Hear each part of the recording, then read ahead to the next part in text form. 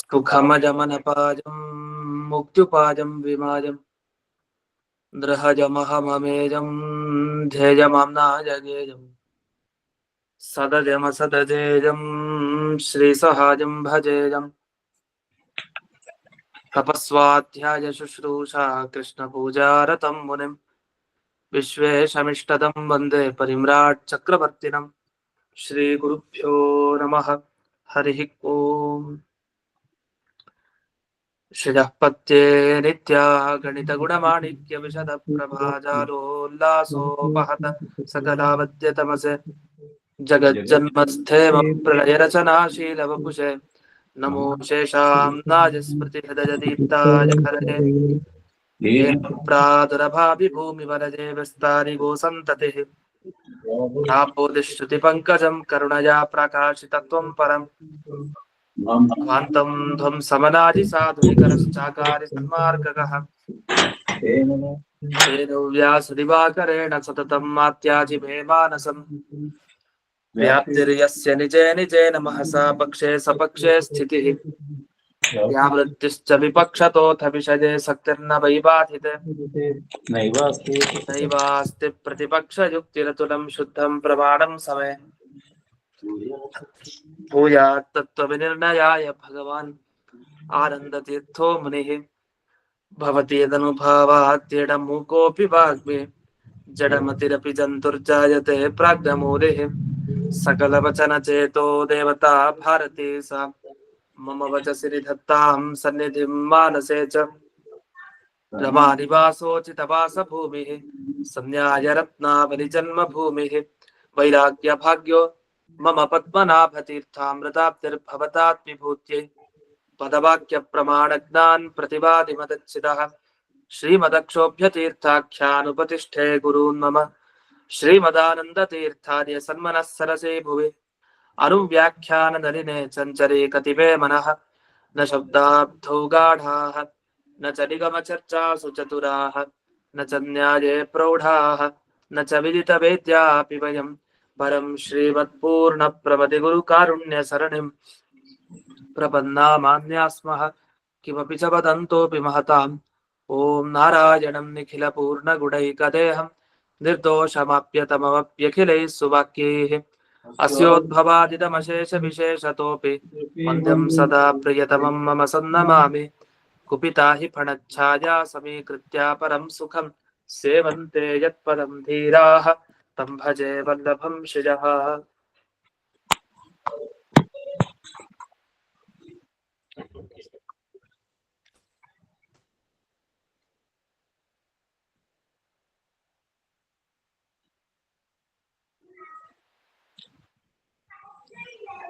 ಈಗ ಒಂದು ಅನುಮಾನವನ್ನ ನೆನೆ ದಿವಸ ನೋಡಿದ್ವಿ. ಅದರ ವಿವರಣೆಯನ್ನ ನೋಡೋಣ. ನೆನೆ ದಿವಸ ಬಂತು, ವೇದಾಂತ ವಾಕ್ಯಗಳನ್ನ ಯಾರು ಕೇಳ್ತಾರೋ ಅಂಥವನಿಗೆ ಅಪರೋಕ್ಷ ಜ್ಞಾನ ಆಗತ್ತೆ. ಅಂದ್ರೆ ವೇದಾಂತ ಕಿವಿಗೆ ಬಿದ್ದರೆ ಸಾಕು, ಉಪನಿಷತ್ತಿನ ಮಾತುಗಳು ಅವನಿಗೆ ಸಾಕ್ಷಾತ್ಕಾರ ಆಗತ್ತೆ ಅಂತ ಬಂತು. ಯಾಕೆ ಅಂದ್ರೆ ಜ್ಞಾನ ಅಂತ ಇದ್ರೆ ವೇದಾಂತದಿಂದ ಬರೋದು ಅದು ಅಪರೋಕ್ಷ ಜ್ಞಾನ ಮಾತ್ರ ಅಂತ ಹೇಳ್ತಾರೆ. ಪರೋಕ್ಷ ಜ್ಞಾನ ಅಂತ ಇಲ್ವೇ ಇಲ್ಲ. ನೀವು ವೇದಾಂತ ವಾಕ್ಯ ಕೇಳ್ತಾ ಕೇಳ್ತಾ ನಿಮಗೆ ಅಪರೋಕ್ಷ ಜ್ಞಾನ ಆಗತ್ತಷ್ಟೇ. ಹಾಗಾಗಿ ಕೇವಲ ಶ್ರವಣ ಮಾಡ್ತಾ ಇರೋದ್ರಿಂದಲೇ ಅಪರೋಕ್ಷ ಜ್ಞಾನ ಆಗತ್ತೆ ದೇವರದಂದ ಮೇಲೆ ಈ ಧ್ಯಾನ ಮನನ ಇವೆಲ್ಲ ಯಾಕೆ ಬೇಕು ಅನ್ನೋ ಅರ್ಥದಲ್ಲೇ ಪ್ರಶ್ನೆ. ಅದಕ್ಕೆ ಒಂದು ಅನುಮಾನ. ಅಪರೋಕ್ಷತ್ವಂ ವೇದಾಂತ ವಾಕ್ಯ ಜನ್ಯ ಜ್ಞಾನ ವೃತ್ತಿ ಅಪರೋಕ್ಷ ಜ್ಞಾನ ನಿಷ್ಠ ಅತ್ಯಂತಾಭಾವ ಅಪ್ರತಿಯೋಗಿತ್ವಾತ್ ಜ್ಞಾನತ್ವವತ್. ಚಿಕ್ಕದಾಗಿ ಬಿಡಿಸೋದಿದ್ರೆ ಹೀಗೆ, ವೇದಾಂತ ವಾಕ್ಯ ಅಂದ್ರೆ ಉದಾಹರಣೆಗೆ ಅದ್ವೈತದವರು ಹೇಳೋ ವೇದಾಂತ ವಾಕ್ಯ ಅಂದ್ರೆ ಈಗ ಉದಾಹರಣೆ ತತ್ವಮಸಿ ತಗೊಳ್ಳಿ. ಒಂದು ವಾಕ್ಯ ತತ್ವಮಸಿ ಅನ್ನೋ ವಾಕ್ಯ ಜೀವ ಬ್ರಹ್ಮ ಐಕ್ಯವನ್ನ ಹೇಳ್ತಾ ಇದೆ ಅಂತ ಅವ್ರು ಹೇಳ್ತಾರೆ. ಜೀವ ಮತ್ತೆ ಬ್ರಹ್ಮ ಒಂದೇ ಅಂತ ಹೇಳುವಂತ ವಾಕ್ಯ. ಈ ತತ್ವಮಸಿ ಅನ್ನೋ ವಾಕ್ಯವನ್ನ ಕೇಳಿದಾಗ ಅವನಿಗೆ ಅಪರೋಕ್ಷ ಜ್ಞಾನ ಬರುತ್ತೆ, ಐಕ್ಯ ಸಾಕ್ಷಾತ್ಕಾರ ಆಗತ್ತೆ, ನಾನು ದೇವರು ಒಂದೇ ಅನ್ನುವ ಸಾಕ್ಷಾತ್ಕಾರ ಆಗುತ್ತೆ. ಇದವ್ರು ಹೇಳೋದು. ಯಾಕೆ ಹೀಗೆ ಹೇಳ್ತೀರಿ? ವೇದಾಂತ ವಾಕ್ಯ ಕೇಳಿದ್ರೆ ಸಾಕ್ಷಾತ್ಕಾರ ಆಗತ್ತಾ? ಹೌದಾಗತ್ತೆ. ಯಾಕೆ ಅಂದ್ರೆ ಈಗ ಜ್ಞಾನತ್ವ ಅಂತ ಒಂದು ಧರ್ಮ ಇದೆ. ಜ್ಞಾನತ್ವ ಎಲ್ಲೆಲ್ಲಿರುತ್ತೆ? ಎಲ್ಲಾ ಜ್ಞಾನದಲ್ಲಿ ಇರುತ್ತೆ. ಅದು ಇಂಥ ಜ್ಞಾನದಲ್ಲಿ ಅಂತಿಲ್ಲ, ಅಪರೋಕ್ಷ ಜ್ಞಾನದಲ್ಲೂ ಜ್ಞಾನತ್ವ ಇರುತ್ತೆ. ಅದೇ ರೀತಿ ಹೇಗೆ ಮನುಷ್ಯತ್ವ ಎಲ್ಲಾ ಮನುಷ್ಯರು ಇರುತ್ತೆ, ಮನುಷ್ಯತ್ವ ಎಲ್ಲರಲ್ಲೂ ಇರುತ್ತೆ. ಆದ್ರೆ ಈ ಋಷಿತ್ವ ಅಥವಾ ಪಿತೃತ್ವ, ಪುತ್ರತ್ವ ಈ ತರ ಧರ್ಮ ಎಲ್ಲರಲ್ಲೂ ಇರಲ್ಲ. ಈಗ ತಂದೆಯಾದವನು ತಂದೆಯಾಗಿರ್ತಾನೆ, ಅವನ್ ಮಗನಾಗಿ ಹೇಗಿರ್ಲಿಕ್ಕೆ ಸಾಧ್ಯ? ಮಗನಾದವನು ತಂದೆ ಆಗಿರ್ಲಿಕ್ಕೆ ಹೇಗ್ ಸಾಧ್ಯ? ಅಂದ್ರೆ ಎಲ್ಲಾ ಅವಸ್ಥೆಗಳಲ್ಲಿ ಎಲ್ಲರಲ್ಲೂ ಎಲ್ಲಾ ಧರ್ಮ ಬರಲ್ಲ. ಪಿತೃತ್ವ ಎಲ್ಲಾ ಕಡೆ ಬರ್ಬೇಕು ಅಂತಿಲ್ಲ. ಮದುವೆನೇ ಆಗಿಲ್ಲ ಒಬ್ಬ, ಪಿತೃತ್ವ ಹೇಗ್ ಬರುತ್ತೆ? ಇನ್ನು ಪುತ್ರನಾಗಿದ್ದಾನೆ, ಪುತ್ರತ್ವ ಪಿತೃನಲ್ಲ ಹೇಗ್ ಬರುತ್ತೆ? ಯಾಕೆ ಅವನಿಗೆ ಮಗ ಇದ್ದಾನೆ, ಅವನ ತಂದೆನೂ ಕೂಡ ಹೀಗಿಲ್ಲ. ಹಾಗಾದ್ರೆ ಅವನ ಮಗನಿಗೆ ಇವನ್ ತಂದೆ ಅಷ್ಟೇ, ಅವನ್ ತಂದೆ ಆಗ್ತಾನೆ. ಹಾಗಾದ್ರೆ ಈ ಪಿತೃತ್ವ, ಪುತ್ರತ್ವ ಮತ್ತೆ ಋಷಿಗಳೆಲ್ರು ಅಲ್ಲ, ಮನುಷ್ಯರ ನಿಜ ಋಷಿಗಳು ಕೂಡ. ಅದ ಋಷಿತ್ವ ಎಲ್ಲರಲ್ಲೂ ಇರಲ್ಲ, ಕೆಲವ್ರು ಮಾತ್ರ ಋಷಿಗಳು. ಹಾಗೆ ಸನ್ಯಾಸಿಗಳು ಕೂಡ ಬ್ರಾಹ್ಮಣರೇ, ಆದ್ರೆ ಸನ್ಯಾಸಿತ್ವ ಎಲ್ಲರಲ್ಲೂ ಇಲ್ಲ. ಬ್ರಾಹ್ಮಣರಲ್ಲಿ ಬ್ರಾಹ್ಮಣತ್ವ ಇದೆ, ಆದ್ರೆ ಸನ್ಯಾಸಿತ್ವ ಇಲ್ಲ. ಅಂದ್ರೆ ಒಬ್ಬರಲ್ಲಿರೋ ಧರ್ಮ ಮತ್ತೊಬ್ಬರಲ್ಲಿ ಬರಲ್ಲ. ಇಲ್ಲಿ ಜ್ಞಾನತ್ವ ಅನ್ನೋದು ಹಾಗಲ್ಲ. ಜ್ಞಾನತ್ವ ಎಲ್ಲಾ ಕಡೆ ಇದೆ, ಎಲ್ಲಾ ಜ್ಞಾನದಲ್ಲಿದೆ. ಅದು ಅನುಮಾನದಿಂದ ಬಂದ ಜ್ಞಾನದಲ್ಲಿದೆ, ಶಬ್ದ ಕೇಳ್ದಾಗ ಬರೋ ಜ್ಞಾನದಲ್ಲಿದೆ, ಪ್ರತ್ಯಕ್ಷವಾಗಿ ನೋಡಿ ಬಂದ ಜ್ಞಾನದಲ್ಲಿದೆ. ಹೀಗೆ ಸಕಲ ಜ್ಞಾನಗಳಲ್ಲಿ ಜ್ಞಾನತ್ವ ಇದೆ, ಒಪ್ಲೇಬೇಕು. ಆದ್ರೆ ಈ ಅಪರೋಕ್ಷತ್ವ ಏನಿದೆಯಲ್ಲ, ಈ ಅಪರೋಕ್ಷತ್ವ ಅಪರೋಕ್ಷ ಜ್ಞಾನದಲ್ಲಿ ಮಾತ್ರ ಇರುತ್ತೆ. ಅದು ವೇದಾಂತ ವಾಕ್ಯದಿಂದ ಹುಟ್ಟತ್ತೆ. ಅಂದ್ರೆ ಅರ್ಥ ಕೊನೆಗೆ ಇಷ್ಟೇ ಆಯ್ತು, ಯಾವಾಗ ವೇದಾಂತ ವಾಕ್ಯಗಳನ್ನ, ಉಪನಿಷತ್ ವಾಕ್ಯಗಳನ್ನ ಕೇಳ್ತಾನೆ ಅವನಿಗೆ ಅಪರೋಕ್ಷ ಜ್ಞಾನನೇ ಬರೋದು, ಪರೋಕ್ಷ ಜ್ಞಾನ ಬರೋದೇ ಇಲ್ಲ ಅಂತ ಇವ್ರ ವಾದ. ಅದಕ್ಕೆ ಒಂದು ಆಕ್ಷೇಪ ಬರುತ್ತೆ, ಹಾಗಲ್ಲ, ಇದು ವಿವಾದ ಆಯ್ತು. ಯಾಕೆಂದ್ರೆ ಶಬ್ದದಿಂದ ಅಪರೋಕ್ಷ ಜ್ಞಾನ ಯಾರಿಗೂ ಬಂದಿರೋದು ಕಂಡಿಲ್ಲ ಜಗತ್ನಲ್ಲಿ. ಶಬ್ದ ಕೇಳಿದ ಕೂಡಲೇ ಒಬ್ಬ ವ್ಯಕ್ತಿ ಕಣ್ಣಿಗೆ ಕಾಣಿಸ್ತಾನೆ ಅಂದ್ರೆ ಇದು ಹೇಗ ಅರ್ಥ? ಕಣ್ಣಿನಿಂದ ನೋಡಿದಾಗ ನಮಗೆ ಜ್ಞಾನ ಬರೋದು ಒಬ್ಬನ ಬಗ್ಗೆ. ಶಬ್ದ ಕೇಳಿದಾಗ ಅವನ ಅಂಥದ್ ಬಗ್ಗೆ ಅಪರೋಕ್ಷ ಜ್ಞಾನ ಬರೋದಿದ್ರೆ, ಯಾವ ಶಬ್ದ ಕೇಳಿದಾಗ್ಲೂ ನಮ್ಗೆ ಅದರ ಅಪರೋಕ್ಷ ಜ್ಞಾನ ಬರ್ಬೇಕು. ನಾವು ಕಣ್ಣಾರೆ ನೋಡೋದೇ ಬೇಡ. ಈಗ ಅವ್ನು ಹೀಗಿದ್ದ ಅಂದ್ರೆ ಗೊತ್ತಾಗ್ಬಿಡುತ್ತೆ ನಮ್ಗೆ, ಅವ್ನು ಯಾವ ಕಾಲದಲ್ಲಾದ್ರೂ ಇರ್ಲೇಬೇಕಾದ್ರೆ. ಹಾಗಾದ್ರೆ ಶಬ್ದ ಕೇಳಿದಾಗ ಒಬ್ಬನ ಬಗ್ಗೆ ಅಪರೋಕ್ಷ ಜ್ಞಾನ ಬರೋದು ಅನ್ನೋದು ಸರಿಯಲ್ಲ. ಅದಕ್ಕೂ ಒಂದು ಆಕ್ಷೇಪ ಮಾಡ್ತಾರೆ, ಪ್ರತಿ ಅನುಮಾನ ಮಾಡಿಕೊಂಡು ಅದಕ್ಕೆ ಖಂಡನೆ ಮಾಡ್ತಾರೆ. ಅದರ ಮುಂದೆ ಸುಧಾದಲ್ಲಿ ತಿಳಿಸ್ತಾ ಇದ್ದಾರೆ, ನಚ ವಿವಾದ ಅಧ್ಯಾಸಿತ ಶಬ್ದ ಅಪರೋಕ್ಷ ಜ್ಞಾನ ಜನಕೋ ನಭವತಿ ಶಬ್ದತ್ವ ಜ್ಯೋತಿಷ್ಠೋಮಾದಿ ವಾಕ್ಯವತ ಇದು ಯುಕ್ತಂ ಅಂತ. ಈಗ ಉದಾಹರಣೆ ಕೊಡ್ತಾರೆ. ಒಂದು ಜ್ಯೋತಿಷ್ಠೋಮ ಅಂತ ಒಂದು ಯಾಗ. ಈ ಜ್ಯೋತಿಷ್ಠೋಮ ಯಾಗ ಮಾಡಿದಾಗ ಸ್ವರ್ಗ ಸಿಗತ್ತೆ ಅದರ ಫಲವಾಗಿ. ಈ ಜ್ಯೋತಿಷ್ಠೋಮ ಯಾಗವನ್ನು ಹೇಳಲಿಕ್ಕೆ ಶಬ್ದ ಇದೆ. ಜ್ಯೋತಿಷ್ಠೋಮೇನ ಸ್ವರ್ಗ ಕಾಮೋ ಯಜೇತ ಅಂತ ಒಂದು ವಾಕ್ಯ. ಯಾರಿಗೆ ಸ್ವರ್ಗ ಬೇಕೋ ಅವ್ರು ಜ್ಯೋತಿಷ್ಠೋಮ ಯಾಗ ಮಾಡಿ, ಸ್ವರ್ಗ ಕಾಮನೆ ಇರೋರು ಜ್ಯೋತಿಷ್ಠೋಮ ಯಾಗ ಮಾಡಿ, ಇಷ್ಟಿದೆ. ಈ ಶಬ್ದ ಕೇಳಿದ ಕೂಡಲೇ ನಮಗ್ ಜ್ಯೋತಿಷ್ಠೋಮ ಯಾಗದ ಸಾಕ್ಷಾತ್ಕಾರ ಆಗುತ್ತಾ? ಹಾಗೇನಿಲ್ಲ, ಹೋಗಿ ಯಾಗ ಮಾಡ್ಲೇಬೇಕು. ಯಾಗ ಮಾಡಿದ್ಮೇಲೆ ಯಾಗ ಹೇಗೆ ಅಂತ ತಿಳಿಯುತ್ತೆ. ಹಾಗಾಗಿ ಸಾಕ್ಷಾತ್ಕಾರ ಆಗ್ಬಿಡುತ್ತೆ ಅಂದ್ರೆ ಶಬ್ದ ಕೇಳಿದ ಕೂಡಲೇ ಸಾಕ್ಷಾತ್ಕಾರ ಆಗೋದು ತಪ್ಪು, ಇದು ಸರಿ ಇಲ್ಲ. ಯಾಕೆ ವೇದದಲ್ಲಿ ಆತರ ಬೇಕಾದಷ್ಟು ಶಬ್ದ ಇದೆ. ಯಾವುದನ್ನು ಕೇಳ್ತಾ ಇದ್ರೆ ನಮ್ಗೆ ಯಾವ್ದು ಪ್ರತ್ಯಕ್ಷ ಆಗ್ತಾ ಇಲ್ಲ. ವೇದದಲ್ಲಿ ಇಂದ್ರದೇವರ ಬಗ್ಗೆ ಕೇಳ್ತೀರಿ, ಅಂಬರಿಣಿ ಸೂಕ್ತ, ಲಕ್ಷ್ಮೀ ದೇವಿ ಬಗ್ಗೆ ಇದೆ, ಮನ್ಯು ಸೂಕ್ತ, ಎಷ್ಟಿದೆ, ಎಷ್ಟು ದೇವತೆಗಳ ಬಗ್ಗೆ. ಏನ್ ಅವ್ರ ಬಗ್ಗೆ ಕೇಳಿದ ಕೂಡಲೇ ನಮಗೆ ಕಾಣಿಸ್ತಾ ಇದ್ದಾರೆ ಅವರೆಲ್ಲ? ಎಲ್ಲೂ ಕಾಣಿಸ್ತಾ ಇಲ್ಲ. ಬರೀ ಶಾಸ್ತ್ರ ಶ್ರವಣ ಮಾಡೋದು ಮಾತ್ರದಿಂದಲೇ ಕಾಣಿಸೋದಿದ್ರೆ ಇವರೆಲ್ಲ ಯಾವತ್ತೋ ಕಾಣಿಸ್ಬೇಕಾಯ್ತು. ಆದ್ರೆ ಹಾಗಿಲ್ಲ. ಅಂದ್ರೆ ಮನನ ಧ್ಯಾನ ಮಾಡ್ಲೇಬೇಕು ಅಂತ ಅರ್ಥ, ಬರೀ ಶ್ರವಣ ಆದ್ರೆ ಸಾಲಲ್ಲ ಅಂತ. ಅದನ್ನ ಇಲ್ಲಿ ಹೇಳ್ತಾ ಇದ್ದಾರೆ. ಅದಕ್ಕೆ ಹೇಳ್ತಾರೆ ಹಾಗೇನಿಲ್ಲ, ನಿಮ್ಮ ಅನುಮಾನ ಸರಿ ಇಲ್ಲ ಅಂತ. ವಿಚಾರಕ್ಕೂ ಅನುಮಾನ ಸರಿ ಇಲ್ಲ ಅಂತ ಹೇಳ್ತಾರೆ. ಯಾಕೆ? ದಶಮಸ್ತಮಸಿ, ನೀನ್ 10ನೇವನು ಅಂದಾಗ ಅವನಿಗೆ ಸಾಕ್ಷಾತ್ಕಾರ ಆಗತ್ತಲ್ಲ, ಹೌದು ನಾನು 10ನೇವನು ಅಂತ ಆಗತ್ತಲ್ಲ. ಮತ್ ಶಬ್ದದಿಂದಲೂ ಹಾಗೆ ನಮಗೆ ಸಾಕ್ಷಾತ್ಕಾರ ಆಗಿರೋದು ಕಂಡಿದೆ. ಆದ್ರಿಂದ ನೀವು ಆಗಲ್ಲ ಅಂತ ಹೇಳ್ಬೇಡಿ, ಅದು ತಪ್ಪು ಅಂತ ಪ್ರಧಾನವಾಗಿ ಇದೊಂದು ಇಟ್ಕೊಂಡ್ಬಿಟ್ಟಿದ್ದಾನೆ ಅವನು. ನೀನ್ 10ನೇವನು ಅಂತಂದ ನಂತರ ನಾನು ಹೌದು ನಾನು 10ನೇವನು ಅಂತ ಅವ್ನು ಜ್ಞಾನ ಬಂತು, ಅವ್ನು ಸಾಕ್ಷಾತ್ಕಾರ ಬಂತು ಅಂತ ಅದೊಂದು ಉದಾಹರಣೆ ಇಟ್ಕೊಂಡು ವಾಗ್ವಿವಾದ ಮಾಡ್ತಾ ಇದ್ದಾರೆ.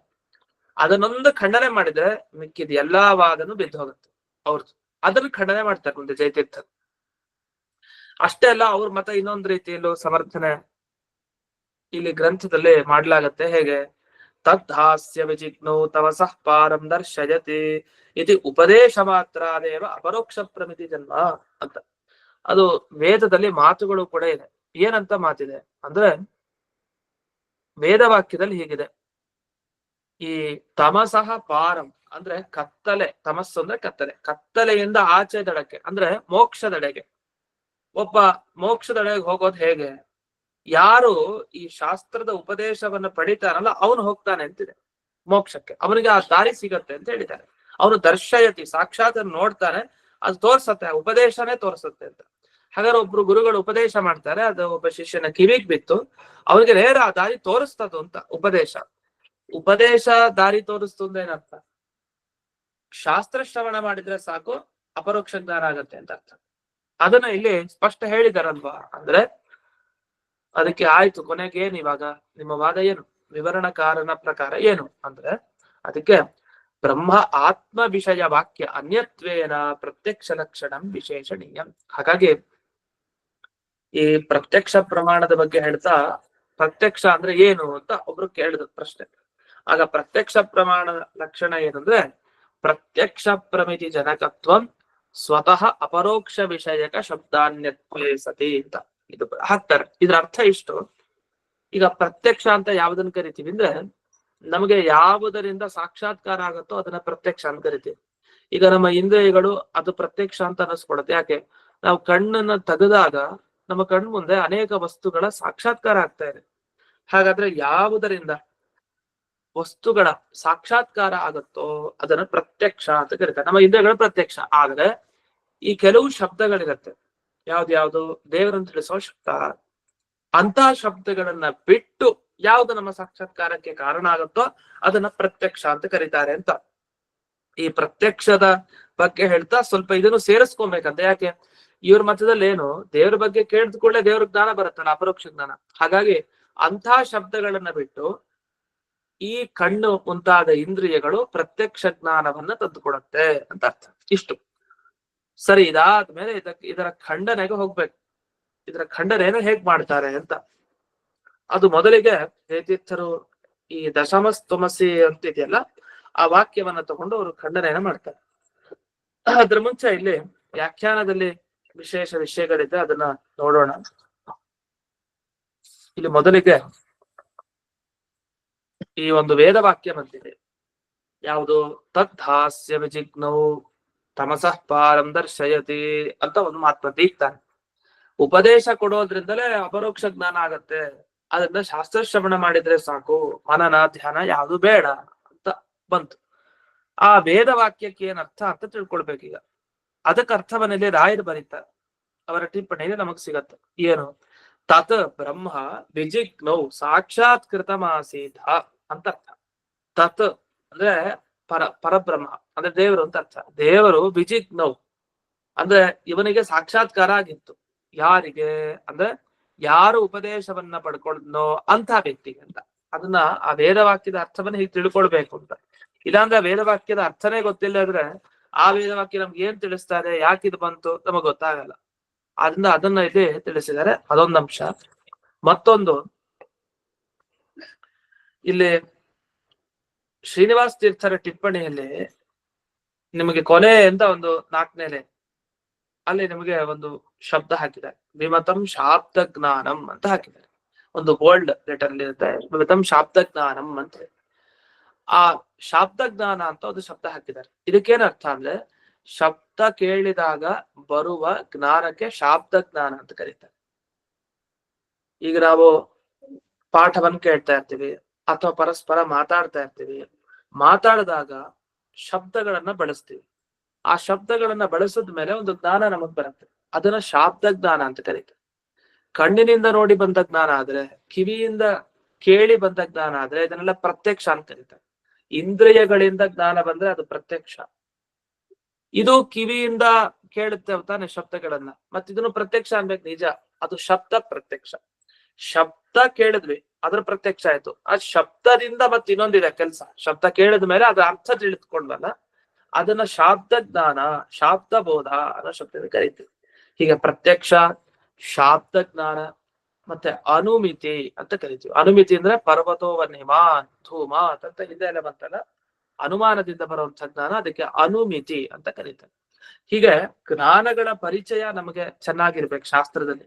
ಯಾಕಂದ್ರೆ ಇದ್ರ ಬಗ್ಗೆನೆ ಅಲ್ಲಲ್ಲ ಹೇಳ್ತಾರೆ ಪುನಃ ಅನುಮಿತಿನ, ಶಾಬ್ದ ಜ್ಞಾನನ, ಪ್ರತ್ಯಕ್ಷನ ಅಂತ ಹೀಗೆಲ್ಲ ಬಳಸ್ತಾರೆ. ಅವಾಗ ನಮಗೆ ಏನಿದು ಹೊಸದಾಗಿ ಅಂತ ಅನ್ಸೋ ಹಾಗಿಲ್ಲ. ಯಾಕಂದ್ರೆ ಎಲ್ಲ ಕೇಳಿರ್ತೀವಲ್ಲ ಹಿಂದೆ. ಅನುಮಿತಿಯಿಂದ ಏನು, ಶಾಬ್ದ ಜ್ಞಾನ ಅಂದ್ರೆ ಏನು, ಪ್ರತ್ಯಕ್ಷ ಅಂದ್ರೆ ಏನು, ಇದ್ರ ಬಗ್ಗೆ ಎಲ್ಲ ಗೊತ್ತಿದ್ರೆ ಆಗ ನಮ್ಗೆ ಅದ್ರ ಗೊಂದಲಕ್ಕೆ ಅವಕಾಶ ಆಗಲ್ಲ. ಅಂತೂ ಈ ಶಾಬ್ದ ಜ್ಞಾನ ಅನ್ನೋದಕ್ಕೆ ಇವ್ರು ಏನ್ ಬಿಡಿಸ್ತಾರೆ ಅಂದ್ರೆ ಇಲ್ಲಿ ವೇದಾಂತ ವಾಕ್ಯ ಜನ್ಯಂ ಅಂತ ಹೇಳ್ತಾರೆ. ಯಾವ್ದೋ ಶಬ್ದ ಕೇಳಿ ಬರೋ ಜ್ಞಾನ ಅಲ್ಲ, ವೇದಾಂತ ವಾಕ್ಯ ಕೇಳಿದಾಗ ಬರೋ ಜ್ಞಾನ ಏನಿದೆಯಲ್ಲ ಅದು ಅಪರೋಕ್ಷ ಜ್ಞಾನನೇ ಅಂತ ಅದನ್ನ ಸೇರಿಸ್ಕೊಳ್ಬೇಕು ಅಂತ ಹೇಳ್ತಾರೆ. ಇನ್ನು ಅಷ್ಟೇ ಅಲ್ಲ, ಈಗ ನಮ್ಮ ಸಾಕ್ಷಾತ್ಕಾರ ನಮಗಿದೆ ಅಂತ ಹೇಗೆ ಅಂತ ಒಂದು ಪ್ರಶ್ನೆ. ಅದಕ್ಕೆ ಉತ್ತರ ಕೊಡ್ತಾ ಹೇಳ್ತಾರೆ ಇಲ್ಲೇ ಮುಂದೆ ಶ್ರೀನಿವಾಸ ತೀರ್ಥರು, ಅಹಮಿತಿ ಜೀವಸ್ಯ ಸ್ವಪ್ರಕಾಶತೆಯ ನಿತ್ಯ ಸಿದ್ಧತ್ವೇ ಅಪಿ ನ ಬ್ರಹ್ಮಣೋಪಿ ತದಭಿನ್ನಸ್ಯ ಅಪರೋಕ್ಷತ್ವಾದಿತ್ಯರ್ಥ ಅಂತ ಇದೆ. ಅಪರೋಕ್ಷತ್ವಾದ್ ಅಂತ ಅಲ್ಲಿ ವಾಕ್ಯಕ್ಕೆ ಹೀಗರ್ಥ, ಸ್ವಲ್ಪ ಅದನ್ನು ಶೋಧನೆ ಮಾಡ್ಕೊಳ್ಬೇಕು. ಆ ವಾಕ್ಯಕ್ಕೆ ಅರ್ಥ ಹೇಳ್ತೀನಿ ಮೊದಲು. ಅಹಂ ಅನ್ನೋದ್ರಿಂದ ಏನ್ ಗೊತ್ತಾಯ್ತು, ನಾನು ಅಂತ ಗೊತ್ತಾಯ್ತು. ನಾನು ಅಂತ ಎಲ್ರಿಗೂ ಜ್ಞಾನ ಇದೆ. ಸ್ವಪ್ರಕಾಶ ಜೀವ, ತನ್ನ ಜ್ಞಾನಕ್ಕೆ ಇನ್ನೊಂದ್ರ ಅಪೇಕ್ಷೆ ಇಲ್ಲ. ನಾನು ಅಂತ ನನ್ನ ಬಗ್ಗೆ ನನಗೆ ಗೊತ್ತಾಗ್ಲಿ ಇನ್ನೊಬ್ರ ಅಪೇಕ್ಷೆ ಇದೆಯಾ? ಬೇಕಾಗಿಲ್ಲ. ನನ್ನ ಸ್ವರೂಪ ಏನು ಅಂತ ನಿಜವಾಗಿ ಕ್ಲೀನ್ ಆಗಿ ಗೊತ್ತಾಗ್ಬೇಕು ಅಂದ್ರೆ ಬೇಕು, ಅದು ಬೇರೆ. ನಾನು ಅಂತ ಜ್ಞಾನ ಬರ್ಲಿಕ್ಕೆ ಯಾರ ಅಪೇಕ್ಷೆನೂ ಬೇಡ ನಮ್ಗೆ. ನಾನು ಅಂತ ಎಲ್ರಿಗೂ ಗೊತ್ತಿದೆ. ನೀನಲ್ವಾ ಅಂತಂದ್ರೆ ಇಲ್ಲ ನಾನೇ ಅಂತ ಹೇಳ್ತಾರೆ, ಎಲ್ರು ಹೇಳ್ತಾರೆ, ಅದರಲ್ಲೇ. ಹಾಗಾಗಿ ನಾನು ಅಂತ ಎಲ್ಲರಿಗೂ ಜ್ಞಾನ ಇದ್ದೇ ಇದೆ. ಆಗ ಒಬ್ರು ಪ್ರಶ್ನೆ ಮಾಡ್ತಾನೆ, ಏನಂದ್ರೆ ಅಲ್ಲ ನಿನಗೆ ನಾನು ಅಂತ ಜ್ಞಾನ ಇದೆಯಲ್ಲ, ದೇವರ ಜ್ಞಾನ ಯಾಕಿಲ್ಲ ನಿನಗೆ? ಯಾಕೆಂದ್ರೆ ಅದ್ವೈತ ಮತದಲ್ಲಿ ಏನಂದ್ರೆ ಪರಮಾತ್ಮ ಮತ್ತೆ ಜೀವ ಒಂದೇ. ಯಾವಾಗ ನನ್ನ ಬಗ್ಗೆ ನನಗೆ ಜ್ಞಾನ ಇದೆ, ದೇವರ ಬಗ್ಗೆ ಜ್ಞಾನ ಇಲ್ಲ, ಅವನು ಸ್ವಪ್ರಕಾಶ ಅಂತ. ಯಾವಾಗ ನನ್ನ ಬಗ್ಗೆ ನನಗೆ ಜ್ಞಾನ ಆಯ್ತು, ಆಗ ನಾನೇ ಆದ ದೇವರ ಜ್ಞಾನ ನನಗೆ ಆಗ್ಬೇಕಲ್ಲ. ಯಾಕೆ ದೇವರು ನಾನು ಬೇರೆ ಅಲ್ಲ. ಅದನ್ನ ದೇವರ ಜ್ಞಾನ ಯಾಕೆ ಆಗಿಲ್ಲ ಅಂದ್ರೆ ಅದು ಹಾಗಾಗಲ್ಲ. ಯಾಕೆಂದ್ರೆ ಅವಿದ್ಯೆ ಇದೆ, ಅಜ್ಞಾನ ಇದೆ. ಅಜ್ಞಾನ ಹೋದ್ರೆ ಆಗತ್ತೆ. ಅಜ್ಞಾನ ಹೋಗೋದು ಯಾವಾಗ? ಯಾವಾಗ ವೇದಾಂತ ಉಪನಿಷತ್ ವಾಕ್ಯಗಳನ್ನ ಚೆನ್ನಾಗಿ ಕೇಳ್ತೀವೋ ಆವಾಗ ನಾನೇ ದೇವರಾದ್ರೂ ನನಗೆ ಗೊತ್ತಿಲ್ಲದೆ ನನ್ನನ್ನೇ ಆವರಿಸ್ಕೊಂಡು ಒಂದು ಅಜ್ಞಾನ ಇದೆಯಲ್ಲ, ಅಜ್ಞಾನ ಹೋಗತ್ತೆ. ಆ ಅಜ್ಞಾನ ಹೋದ್ಮೇಲೆ ನಾನೇ ದೇವರು ಅಂತ ಜ್ಞಾನ ಬರುತ್ತೆ. ಆದ್ರಿಂದ ಎರಡು ವಸ್ತು ಒಂದಾದ ಕೂಡಲೇ ಒಂದ ಜ್ಞಾನದಿಂದ ಇನ್ನೊಂದು ಜ್ಞಾನ ಬರ್ಬೇಕು ಅಂತಿಲ್ಲ. ಯಾಕೆ ಅಜ್ಞಾನ ಇದ್ದಾಗ ಕೆಲಸ ಆಗಲ್ಲ. ಇದನ್ನ ಇಲ್ಲಿ ತಿಳಿಸಿದ್ದಾರೆ. ಅಹಮಿತಿ ಜೀವಸ್ಯ ಸ್ವಪ್ರಕಾಶತೆಯ ನಿತ್ಯ ಸಿದ್ಧತ್ವೇಪಿ ನ ಬ್ರಹ್ಮಣೋಪಿ. ಇದನ್ನ ಯಾಕೆ ಹೇಳಿದೆ ಅಂತಂದ್ರೆ, ಈಗ ಜೀವ ಬ್ರಹ್ಮ ಒಂದೇ ಅಂತ ಆದ್ಮೇಲೆ ವೇದಾಂತ ವಾಕ್ಯ ಕೇಳೋ ಅವಶ್ಯಕತೆ ಏನಿದೆ? ನಮಗಾದ್ರೆ ದೇವ್ರು ಬೇರೆ, ಜೀವ ಬೇರೆ. ಜೀವ ಸಾಧನೆ ಮಾಡ್ಬೇಕು ಕಷ್ಟಪಟ್ಟು, ಆಮೇಲೆ ದೇವರ ಸಿಗ್ತಾನೆ, ಅನುಗ್ರಹ ಆಗತ್ತೆ, ಇಷ್ಟೆಲ್ಲ ಇದೆ ನಮಗೆ. ಅವ್ರಿಗೆ ಹಾಗೇನಿಲ್ವಲ್ಲ, ದೇವ್ರು ಬ್ರಹ್ಮ, ದೇವ್ರು ಮತ್ತೆ ಜೀವ ಒಂದೇ ತಾನೆ. ಒಂದೇ ಆದ್ಮೇಲೆ ಯಾಕೆ ಕಷ್ಟಪಡ್ಬೇಕು? ತನ್ನ ಜ್ಞಾನ ಇದ್ದವನಿಗೆ ದೇವರ ಜ್ಞಾನ ಇರಲ್ವಾ ಅಂದ್ರೆ ಇರಲ್ಲ. ಆದ್ರಿಂದಲೇ ವೇದಾಂತ ವಾಕ್ಯ ಕೇಳ್ಬೇಕು. ಕೇಳಿದಾಗ ಒಂದ್ ದಿವ್ಸ ಅವಿದ್ಯೆ ಹೋಗುತ್ತೆ, ಆಗ ಅವನಿಗೆ ಐಕ್ಯ ಸಾಕ್ಷಾತ್ಕಾರ ಆಗತ್ತೆ. ತಾನು ಮತ್ತೆ ಬ್ರಹ್ಮ ಒಂದೇ ಅಂತ ಐಕ್ಯ ಸಾಕ್ಷಾತ್ಕಾರ ಆಗಿದೆ ಅಂದ್ರೆ ಅವ್ರು ಮೋಕ್ಷಕ್ಕೆ ಹೋಗ್ತಾನೆ ಅಂತ ಅರ್ಥ. ಅವ್ರಿಗೆ ದೇವರ ಪ್ರಸಾದ ಏನ್ ಬೇಡಲ್ಲ, ಯಾಕೆ ಅವನೇ ದೇವರಾಗ್ಬಿಡ್ತಾನೆ. ದೇವ್ರ ಪ್ರಸಾದ ಆದ ಅಗತ್ಯತೆ ಇಲ್ಲ. ನಮಗಾದ್ರೆ ದೇವರ ಪ್ರಸಾದ ಬೇಕು, ಎಲ್ಲ ಬೇಕು. ಅದು ಅವ್ರಿಗೆ ದೇವರ ಪ್ರಸಾದ ಬೇಕಾಗಿಲ್ಲ. ಅವರಿಗೆ ವೇದಾಂತ ವಾಕ್ಯ ಕೇಳಿದ್ರೆ ಸಾಕು, ಐಕ್ಯ ಸಾಕ್ಷಾತ್ಕಾರ ಆಗುತ್ತೆ. ಆಗ ಐಕ್ಯ ಸಾಕ್ಷಾತ್ಕಾರ ಆದ ಕೂಡಲೇ ಅವನು ಮುಕ್ತನಾಗ್ತಾನೆ ಅಂತ. ಇಷ್ಟು ಅವರ ಸಿದ್ಧಾಂತ. ಇದಾಗಿ ಇನ್ನೊಂದು ಟಿಪ್ಪಣಿ ವಿಚಾರಕ್ಕೆ ಹೋಗೋಣ. ಇದು ಶ್ರೀನಿವಾಸ ತೀರ್ಥರ ಟಿಪ್ಪಣಿಯನ್ನ ಇದುವರೆಗೂ ನೋಡಿದ್ದು. ಇದು ಮುಂದೆ ಇಲ್ಲಿ ಯಾದುಪತ್ಯ, ಗುರುವರ್ಥ ದೀಪಿಕ ಎಲ್ಲ ನೋಡಿದೀವಿ. ಅದರಲ್ಲಿ ಗುರುವರ್ಥ ದೀಪಿಕಾದಲ್ಲಿ ಒಂದು ಅರ್ಥ ಪಡಿಸಿದ್ದಾರೆ ಆ ವೇದ ವಾಕ್ಯಕ್ಕೆ, ಅದನ್ನ ನೋಡೋಣ. ಗುರುವರ್ಥ ದೀಪಿಕಾದಲ್ಲಿ ಕೊನೆ ವಾಕ್ಯ ಅಂದ್ರೆ ಇದು 85ನೇ ಸುಧಾಮೂಲದಲ್ಲಿ ಗುರುವರ್ಥ ದೀಪಿಕಾ ಟಿಪ್ಪಣಿ ಇದೆಯಲ್ಲ, ಅಲ್ಲಿ ಮೇಲಿಂದ 3ನೇ ನೋಡಿ. ತದ್ಹಾಸ್ಯ ವಿಜಿಗ್ನೌ ತಮಸಃ ಪಾರಂ ದರ್ಶಯತಿ ಅಂತ ಬಂತು. ಇದಕ್ಕೆ ರಾಯರ ಅರ್ಥ ಬರ್ದಿದ್ರು ಟಿಪ್ಪಣಿ. ಇವ್ರೇನ್ ಅರ್ಥ ಬರೀತಾರೆ ಅಂದ್ರೆ, ತತ್ ಬ್ರಹ್ಮ ಅಂದ್ರೆ ತತ್ ಅಂದ್ರೆ ಪರಮಾತ್ಮ, ಅಸ್ಯ ಅಂದ್ರೆ ಈ ಶಿಷ್ಯನಿಗೆ, ಗುರುಹು ಬಿಜಗ್ನೌ ಗುರುಹು ಜ್ಞಾಪಯಾಮಾಸ ಉಪದಿಷ್ಟವಾನ್ ತೇನ ಉಪದೇಶೇನ ತಮಸಃ ಪಾರಂ ದರ್ಶಯತಿ ಅಂತ ತುಂಬಾ ಚೆನ್ನಾಗಿ ಅರ್ಥ ಬರ್ತಿದ್ದಾರೆ ಯಾರೋ ವಾದಿರಾಜರು. ಈ ವೇದ ವಾಕ್ಯಕ್ಕೆ ಇವ್ರು ಹೇಳಿರೋ ಅರ್ಥ ಇದೆಯಲ್ಲ, ಇದು ಮತ್ತೆಲ್ಲೂ ಸಿಗಲ್ಲ ಬೇರೆ ಟಿಪ್ಪಣಿಲಿ. ಅದು ಇವ್ರು ಹೇಳಿರೋ ಅರ್ಥ ಮಾತ್ರ ನಾವು ತಗೊಳ್ಬೇಕು. ಮತ್ತೆ ಈಗ ರಾಯರು ಆ ಶಬ್ದಕ್ಕೆ ಅರ್ಥವನ್ನ ಬಿಡಿಸಿದ್ರೆ ನಮಗೆ, ಇವರು ಆ ಶಬ್ದ ಒಂದೊಂದು ತಗೊಂಡು ಕ್ಲೀನ್ ಆಗಿ ಅರ್ಥ. ಈಗ ನಾ ಏನ್ ವಿಷಯ ಹೇಳಿದ್ನಲ್ಲ, ಒಬ್ಬ ಗುರು ಉಪದೇಶ ಕೊಡ್ತಾನೆ, ಉಪದೇಶ ಸಾಕು ಶಿಷ್ಯನಿಗೆ ದರ್ಶನ ಆಗ್ಲಿಕ್ಕೆ, ಅಪರೋಕ್ಷ ಜ್ಞಾನ ಆಗ್ಲಿಕ್ಕೆ. ಶ್ರವಣ ಸಾಕು ಅಂತ ಹೇಳಿದೆ, ಅವನು ಮುಕ್ತನಾಗ್ಲಿಕ್ಕೆ. ಅದ ಈ ಶ್ರುತಿ ವೇದವಾಕ್ಯಕ್ಕೆ ಹೀಗೆ ಅರ್ಥನ ಗೊತ್ತಾಗಲ್ಲ ನಮ್ಗೆ. ಆ ಅರ್ಥವನ್ನ ಎಷ್ಟು ಚೆನ್ನಾಗಿ ಬಿಡಿಸಿದ್ದಾರೆ ಅಂದ್ರೆ ಡೌಟೇ ಬರಲ್ಲ, ಕ್ಲಿಯರ್ ಆಗಿ ಬಿಡಿಸಿದ್ದಾರೆ ಪ್ರತಿಯೊಂದು ಶಬ್ದವನ್ನು ತಗೊಂಡು. ರಾಯರು ಬಿಡಿಸ್ಬೇಕಾದ್ರೆ ವಿಜಿಗ್ನೋವ್ ಅನ್ನೋದಕ್ಕೆ ಸಾಕ್ಷಾತ್ಕಾರ ಹೊಂದಿದವರು ಅಂತ ಅರ್ಥ ಮಾಡಿದರು, ಅವ್ರು ಅರ್ಥ ಮಾಡಿದ್ದು. ವಸ್ತುತಃ ಅವ್ರು ಹೇಳಿದ್ದಕ್ಕೂ ವಿರೋಧ ಏನಿಲ್ಲ. ರಾಯರು ಒಂದು ಪ್ರಕಾರ ಅರ್ಥ ಹೇಳಿದ್ದಾರೆ. ನಮ್ಗೆ ಸ್ಪಷ್ಟತೆ ಇನ್ನೂ ಸಿಗೋದು ಈ ವಾಕ್ಯ ಕುರುವತ್ಸ ದೀಪಿಕಾ ಟಿಪ್ಪಣಿ ಓದಿದಾಗ ಈ ಭಾಗದಲ್ಲಿ. ಅದರಿಂದಲೂ ಸ್ಪಷ್ಟತೆ ಇದೆ, ಇಲ್ಲ ಅಂತಿಲ್ಲ. ಆದ್ರೆ ಇಲ್ಲಿ ಪೂರ್ಣ ಬಿಡಿಸ್ಬಿಟ್ಟಿದ್ದಾರೆ ಅಷ್ಟನ್ನು. ಇಲ್ಲೇನ್ ಹೇಳ್ತಾರೆ, ತತ್ ಹ ಅಸ್ಯ ವಿಜಿಗ್ನೌ ಅಂತಿದೆ. ಅಲ್ಲಿ ಗುರು ಶಿಷ್ಯರನ್ನ ತರ್ತಾರೆ. ಯಾಕೆ ಉಪದೇಶ ಕೊಡೋನೊಬ್ಬ, ಉಪದೇಶ ತಗೊಳ್ಳೋನೊಬ್ಬ. ಉಪದೇಶ ತಗೊಳ್ತಾನೆ, ತಕ್ಷಣ ಅವನಿಗೆ ಸಾಕ್ಷಾತ್ಕಾರ ಆಗ್ಬಿಡುತ್ತೆ. ಯಾಕೆ ಕೇಳ್ದಲ್ಲ, ಮನನ ನಿಧಿಧ್ಯಾಸನ ಏನ್ ಬೇಡ, ಧ್ಯಾನ ಇಲ್ಲ. ಅದ್ ಹೇಗೆ ಅಂದ್ರೆ ತತ್ ಅಂದ್ರೆ ಬ್ರಹ್ಮ ಅಂದ್ರೆ ಪರಮಾತ್ಮ. ತತ್ ಅಸ್ಯ, ಅಸ್ಯ ಅಂದ್ರೆ ಈ ಶಿಷ್ಯನಿಗೆ ಗುರುಗಳು ವಿಜಿಗ್ನೌ ಅಂದ್ರೆ ತಿಳಿಸ್ಕೊಟ್ರು ಅಂತ ಅರ್ಥ, ಉಪದೇಶ ಮಾಡಿದ್ರು ಅಂತ ಆಯ್ತು. ಆಮೇಲೆ ಏನಾಯ್ತು, ಆ ಉಪದೇಶ ಮಾಡಿದ್ರಿಂದ ತಮಸಃ ಪಾರಂ ದರ್ಶಯತಿ, ಅವನು ನೋಡ್ತಾನೆ ಅಂತ. ಹಾಗಾದ್ರೆ ಉಪದೇಶದಿಂದ ನೋಡ್ತಾನೆ ಅಂತ ನೇರವಾಗಿ ಸಂಬಂಧ ಬರುತ್ತಲ್ಲಿ. ಆಗ ನಮ್ಗೆ ಈ ವಿಷಯ ಹೇಳೋದಕ್ಕೂ ಆ ವೇದವಾಕ್ಯ ಅವ್ರು ಉದಾಹರಣೆ ಕೊಟ್ಟಿದ್ದಕ್ಕೆ ಒಂದು ಲಿಂಕ್ ಸಿಗುತ್ತೆ. ಹಾಗಾಗಿ ಒಬ್ಬ ಗುರು ಶಿಷ್ಯನ ಬಳಿ ಹೋಗಿ ಉಪದೇಶ ಕೊಟ್ಟಿದ್ ಕೂಡ್ಲೆ ಆ ಉಪದೇಶದಿಂದ, ಉಪದೇಶ ಅಂದ್ರೆ ಆ ವಾಕ್ಯಾರ್ಥ ಶ್ರವಣ ಅಂತ ಹೇಳ್ತಾರೆ. ಉಪದೇಶ ಮಾಡೋದು, ಏನ್ ಉಪದೇಶ ಮಾಡೋದು ಅಂದ್ರೆ ಶಾಸ್ತ್ರಗಳ ವಾಕ್ಯವನ್ನ ಕೇಳಿಸೋದು ಅಂತ ಅರ್ಥ. ಇದನ್ನೇ ಉಪದೇಶ ಅಂತ ಕರೀತಾರೆ. ಉಪದೇಶ ಅಂದ್ರೆ ಬೇರೆ ಇದಲ್ಲ, ಅದು ಲೌಕಿಕ ಉಪದೇಶ ಅಲ್ಲ. ಉಪದೇಶ ಅನ್ನೋ ಶಬ್ದಕ್ಕೆ ಶಾಸ್ತ್ರಗಳ ವಾಕ್ಯದ ಅರ್ಥವನ್ನ ಕೇಳಿಸೋದಿಲ್ಲ, ಅದಕ್ಕೆ ಉಪದೇಶ ಅಂತ ಕರೀತಾರೆ. ಅದನ್ನೇ ವಾಕ್ಯಾರ್ಥ ಶ್ರವಣಂ ಉಪದೇಶ ಅಂತ. ಅದನ್ನ ವಾಕ್ಯ ಶ್ರವಣಂ ವಾಕ್ಯಾರ್ಥ ಶ್ರವಣ, ಒಂದ ಶಾಸ್ತ್ರವಾಕ್ಯ ಕೇಳೋದು, ಒಂದು ಶಾಸ್ತ್ರವಾಕ್ಯದ ಅರ್ಥವನ್ನಾದ್ರೂ ತಿಳ್ಕೊಳ್ಳೋದು, ಅದನ್ನ ಕೇಳೋದು, ಅದನ್ನ ಉಪದೇಶ. ಆ ಉಪದೇಶ ಮಾಡಿದ್ರಿಂದ ತಮಸಃ ಪಾರಂ ದರ್ಶಯತಿ, ಆ ಕತ್ತಲೆಯ ಪಾರ ಅಂದ್ರೆ ಕತ್ತಲಿನ ದಾಟಿ ಇನ್ನೊಂದನ್ನ ನೋಡ್ತಾನೆ ಅಂತ ಅದು ತೋರ್ಸತ್ತೆ ಆ ಉಪದೇಶ. ಹಾಗಾದ್ರೆ ಉಪದೇಶದಿಂದ ಅದನ್ನ ಇವ್ ನೋಡೋ ಹಾಗಾಗತ್ತೆ ಅಂದ್ರೆ ಉಪದೇಶ ಸಾಕು, ಶ್ರವಣ ಸಾಕು, ಮಿಕ್ಕಿದ್ಯಾವುದು ಬೇಡ ಅಂತ ಆ ವೇದವಾಕ್ಯಕ್ಕೆ ಸುಲಭವಾಗಿ ಸ್ಪಷ್ಟವಾಗಿ ಅರ್ಥವನ್ನು ಬರ್ತಿದ್ದಾರೆ. ಇಲ್ಲಿವರೆಗೆ ನಾವು ಕೆಲವು ಟಿಪ್ಪಣಿಗಳ ವಿಚಾರವನ್ನು ನೋಡಿದ್ವಿ. ಇನ್ನೂ ಕೆಲವು ಟಿಪ್ಪಣಿಗಳ ವಿಚಾರ ಇದೆ. ಮಧ್ಯದಲ್ಲಿ ಇಲ್ಲಿ ಖಂಡನೆ ಪ್ರಾರಂಭ ಆಗುತ್ತೆ. ಆ ಖಂಡನಾ ಭಾಗ ಬಂದು ನಂತರ ಪುನಃ ಟಿಪ್ಪಣಿಗೆ ಬರೋಣ. ಅದು ನಾಳೆ ದಿವಸ ನೋಡೋಣ ಅಂತ ಹೇಳ್ತಾ ಇಂದಿನ ಪಾಠವನ್ನ ಗುರುವಂತರ್ಗತ ವ್ಯಾಸತೀರ್ಥ ಗುರುವಂತರ್ಗತ ಭಾರತೀಯ ರಮಣ ಮುಖ್ಯ ಪ್ರಾಣ ಅಂತರ್ಗತ ಶ್ರೀಮನ್ ಮುಲ ಗೋಪಾಲಕೃಷ್ಣನಿಗೆ ಅರ್ಪಣೆ. ನಮಸ್ತೆ. ಅರ್ಪಣ. ನಮಸ್ಕಾರ. ನಮಸ್ಕಾರ ಗುರುಗಳೇ. ನಮಸ್ಕಾರ ಗುರುಗಳೇ. ನಮಸ್ಕಾರ.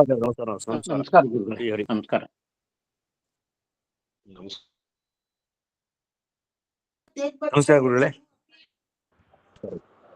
ನಮಸ್ಕಾರ ಗುರುಗಳೇ.